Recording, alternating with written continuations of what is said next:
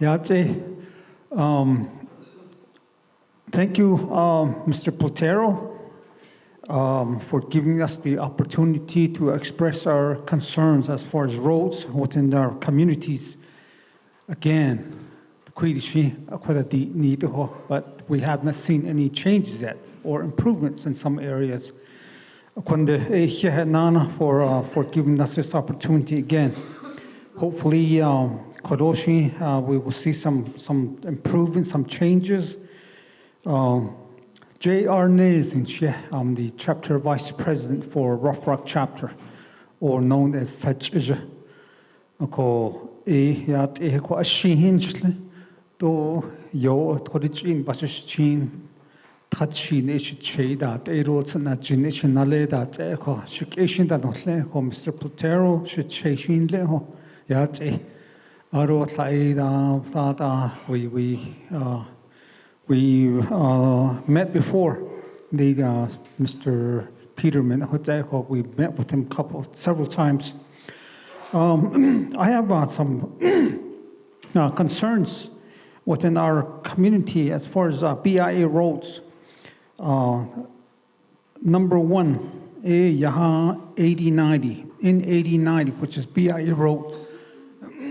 I guess this road has been in existence for nearly 100 years, if not probably over 100 years now. I've known that this road was in existence when I was born. I remember I went to school at Rough Rock back in 1966, and that road has already been there. BIA road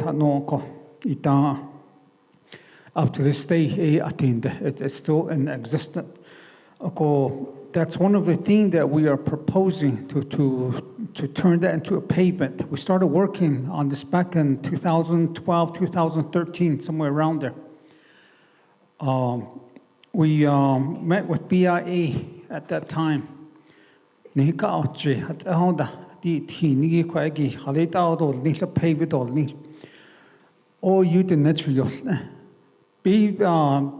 Road 89 runs south and north.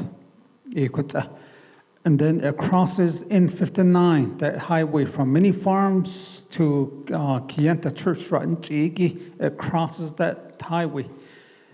And the highway that we are trying to build is like 5 miles north of N59 and 13 miles south of N59. There's a lot of people that use that road, community people, other entities, and it's a school bus route too. Rough Rock High School, Rough Rock Elementary, Many Farms Community School, Many Farms High School, and Many Farms Public School. I use that road. I believe that it's necessary that we need to improve that. We need to build that, turn that into a highway. We sat down with BIA back in 2013, 2014 of how they can assist us. Since this road has been in existence under BIA, all the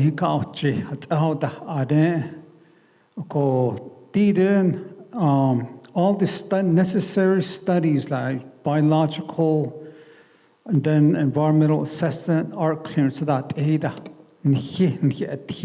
you do that for us? We can do that, the road design. I guess they call it categorical exclusion. They denied the BIA.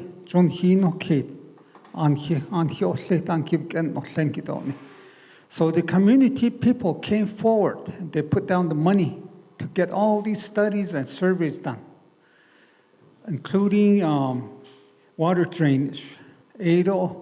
So now we are at the road at the point where we're doing road design. It's supposed to be.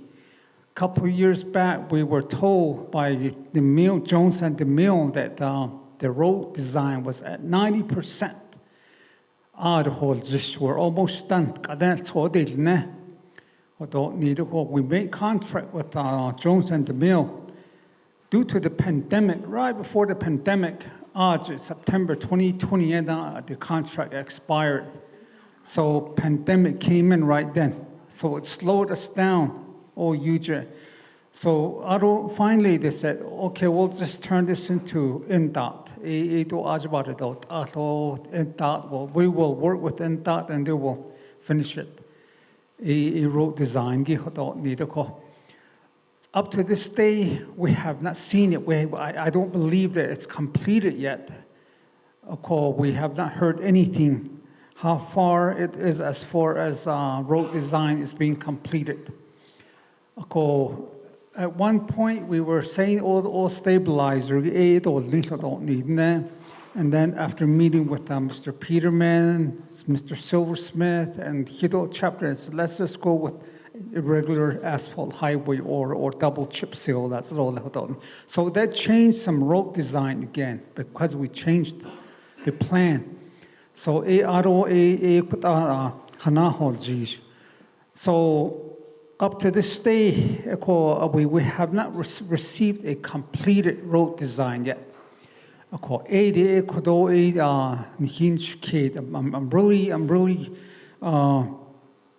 like to see that the completion of that road design, because when you talk about construction, you have to have the road, the project ready.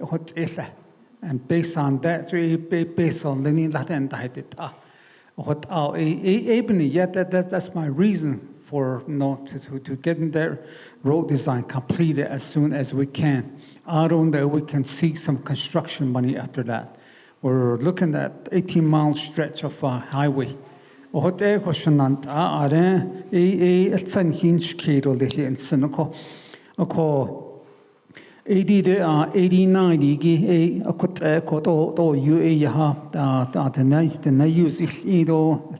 somebody mentioned here that that road is mostly one of those blue clay road, especially winter time. Because of the road condition, when it becomes impassable, a lot of students miss their school. And I'm pretty sure people that work too, they get time off because they could not get out. Along the base of that mountain, it's one of those blue clay road mostly. Because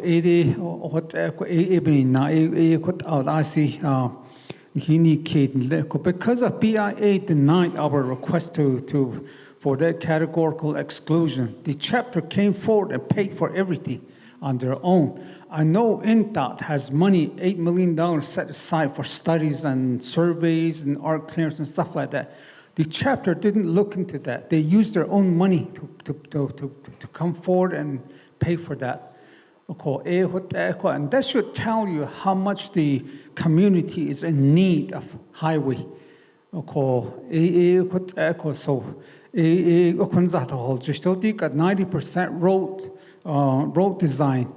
If NDOT cannot afford, we already set aside money to finish that 10% that's needed. The chapter has set aside that money already. So what more can we do as a community, as a chapter, to help NDOT, to help BIA? So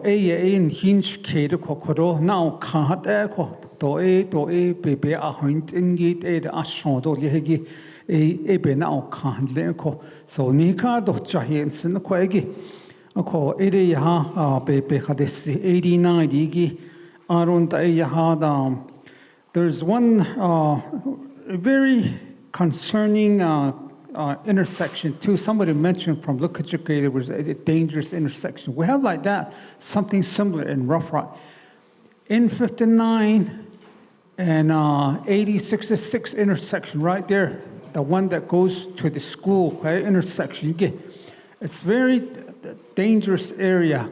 When you're coming in from Chilchimbito or Kienta, as soon as you get on top of that hill, the intersection is right here, just right in front of you. It's kind of it's an unsafe place right there for an intersection. There's been multiple collisions that took place right there, multiple collisions, and then of course there were some fatalities right there too because of that. Okay, a student, and then there were some people there too that passed on at that place because it's unsafe. The intersection just right there, just right before you. There's no warning lights, and there's no sign right there. We did address that before. And we were told that there needs to be some studies that needs to be made.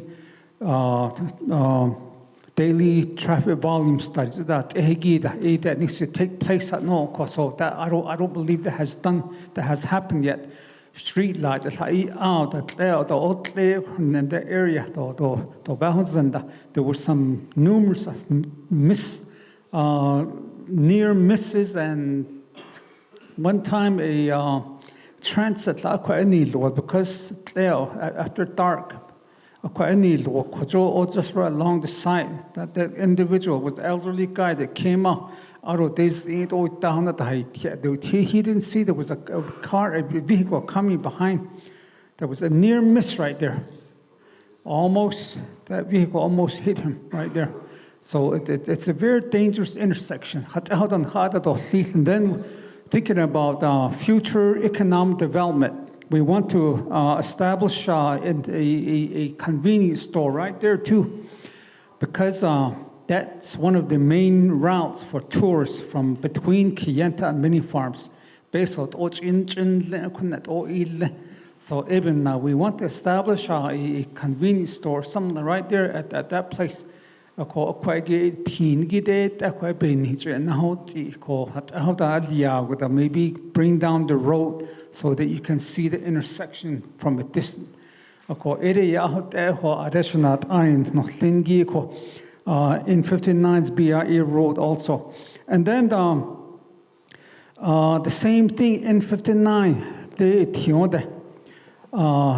fence we forward some resolutions from the chapter to clear along the fence. Those livestock, they're just walking over those fences. There's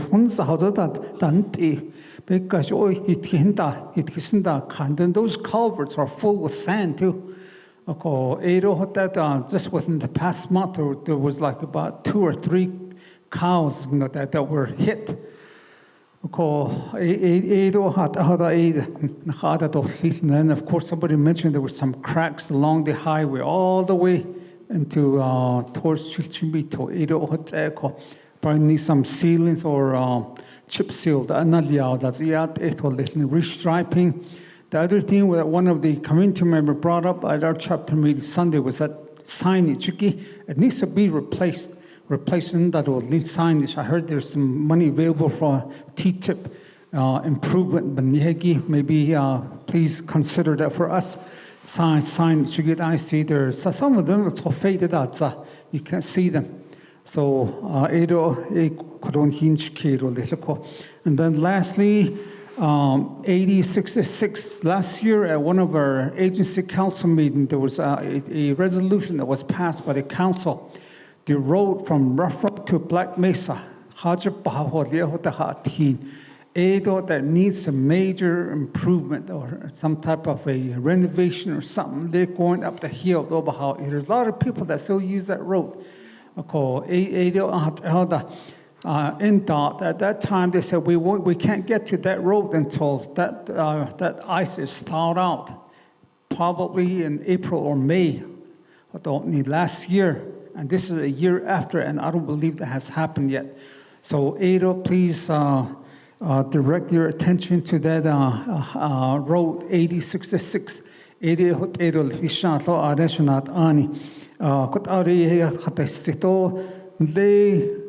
Force like the door pinyan the meeting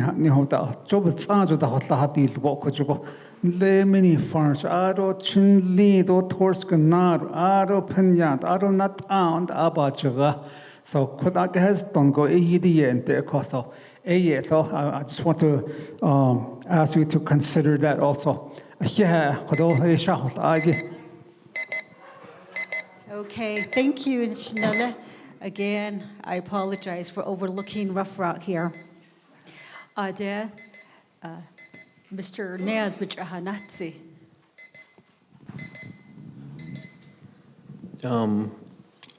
Vice President Nez, the clearances, the Ninigi, they don't have a budget of 8 million. I'm not sure where you got that information from. I believe their budget's only about, I'm trying to get it emailed to me. When I get it, I'll let you know. But they get an annual appropriation. The 8 million is what I believe BIA gets for maintenance. Remember, BIA maintenance dollars can only be used for maintenance. They can't use it for improvement. So that number comes from there. I think you get about 4 million, right? Maintenance, Jay, they get about 4 million. I'll get the numbers and I'll make sure that I'll email it to Wanel and Wanel can distribute it to the chapters here. But we're also working on setting up so you can see what our numbers are. I think it's public money, it's public information. You guys should be able to see it. So we're, okay, right here. I just now got it here. Hold on for a second.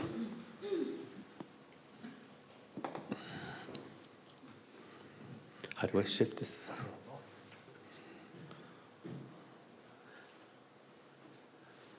Evans, how do I flip it?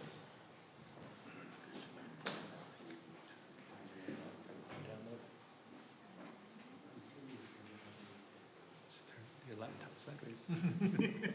It's not going to do it. Just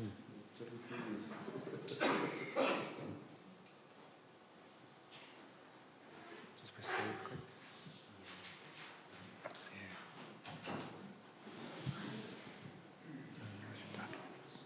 So while that information is being shifted and obtained to share with you, again, it's going to be benefiting all the chapters here and other chapters that left as well. And based on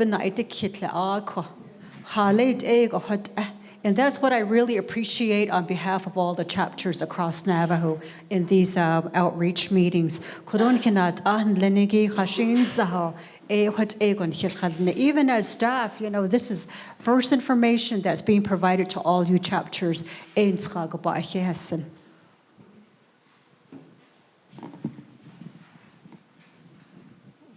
Oyate Nana, 8090. I have a 100% complete set of plans on my desk.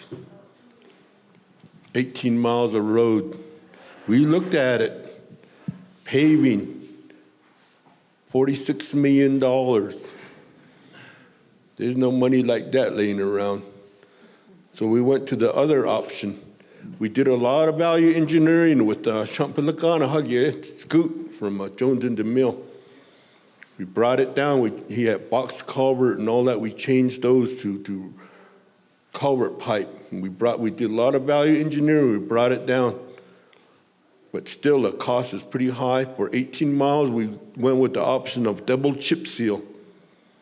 Right now, you're looking at about $1 million a mile to build that road out there. So your need right now is $18 million. That was 2 years ago cost. Everything's going up right now, right? Everything's expensive. Even your gravel, your chip seal rock, where's it going to come from?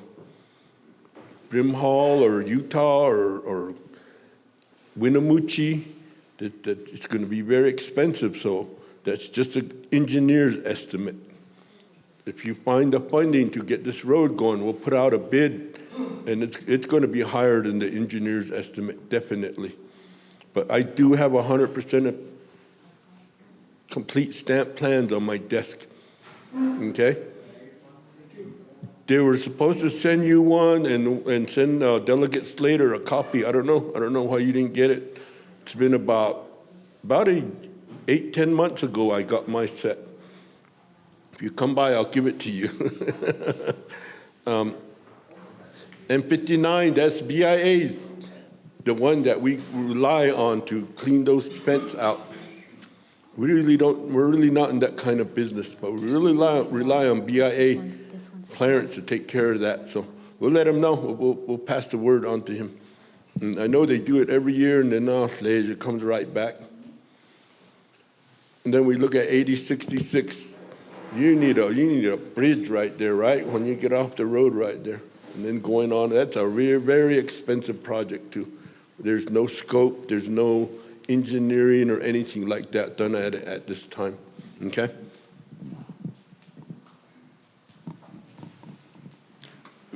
Really quick on the budgets, planning gets about 1.5 million a year. Clearances, the 8 million budget they get 720,000 from fuel excise tax, 320,000 from federal highway for about 1,040,000, and that covers the personnel. Roads, they get 3.2 from FET, 1.2 from general funds, federal highway 2.6. They get about 7 million altogether for those ones that are there. So those are the numbers from the main departments that are here. But I will go on ahead and. If you want more information, all of this should be available probably by mid-June, first part of July. By then, for sure, I'll be all online. So all of our budgets will be online, so you can see exactly what's on there. You'll also be able to track all of the ones that are funded under federal highway, what's there, what's being expended. We're going to be adding in a section on reporting on each project that's funded. So the way we're going to set that up is if there's a project in your community, there'll be a home page on each project, each account, so that you can hit that and then sign up. So every time an update's posted on there, it'll send you an email that there's new information on that one. So that's the information that's available there. Right now for admin, this is how far back we go. We have funding all the way back to, I think the oldest is 2018. So what that tells me is we got all this money, but we weren't spending it. So we're trying to close out all of those ones for every year. So that's where we're catching up, and that's why we're using some of that money to pay for these kind of events to do that. So that one needs to come in. But we also, when we get to the federal highway side of it, what we have to do is we have to keep at least 6 months of salary in there. So when we get our 24 money, we have to put that aside because continuing resolution, if we don't have money in there, we don't have a PAF to process for the federal highway funded ones. So all of that information will be on there. Like I said, for me, I learned a lot about transparency at FRF. Sometimes I got in a lot of trouble. Like, you don't have to tell them that. And I was like, it's federal dollars. It's public information. So, because I got in trouble with the AG because I posted her contracts online, and she sent me a nasty letter that says that's privileged information. You can't file those. That's attorney-client privilege. And the AG does have that authority according to the tribal code. So she sealed it, so that's how those ones came off. But for all of ours, what we want to do is set it up so that you'll be able to see what's going on with all of these ones. The other part that we're going to try to put in there and teach the chapters is there's a planning phase, Then there's the clearance phase, and then there's the design phase, then there's the construction phase, and then there's the maintenance phase. So all these projects that you want to do, they have to go in that sequence. You go to construction. So like all of the clearances that you had, we're also trying to work by setting up a records system. Everybody has different pockets of information at DOT. Like Eric, and he's I have plans over there. But bide spells and planning spells and what's on that side. So we're trying to set up a database so that you can see all the information no matter what department it is there. And then the reporting one will also report to you on the projects that Transit's doing. You'll be able to see all the airport projects that are there in one place. So that's the reporting system that we're trying to set up. So hopefully by the end of June, first part of July. I'm trying to get it there before the next council session so that that will be all set up. So keep checking with us and we'll get back to you on those ones. So it isn't 8 million for the clearance section. It's only about 1,020,000. And the majority of that goes to personnel costs. I do want, I have safety here. One of the things that I'm trying to push them is like the intersection that you're talking about. We need to get those ones done. Schools are starting to come to us. We were just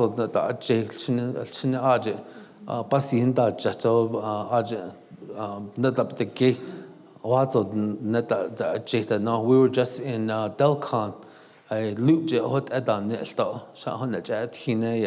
We have people going about 70 to 90 miles an hour through there. We got to slow it down.